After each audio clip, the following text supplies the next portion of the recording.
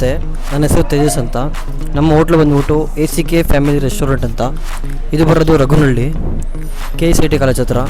ನಮ್ಮಲ್ಲಿ ಆಫರ್ ನಡೀತಿರೋದು ಬಂದು 349ಗೆ ಅನ್ಲಿಮಿಟೆಡ್ ನಡೀತಾ ಇದೆ.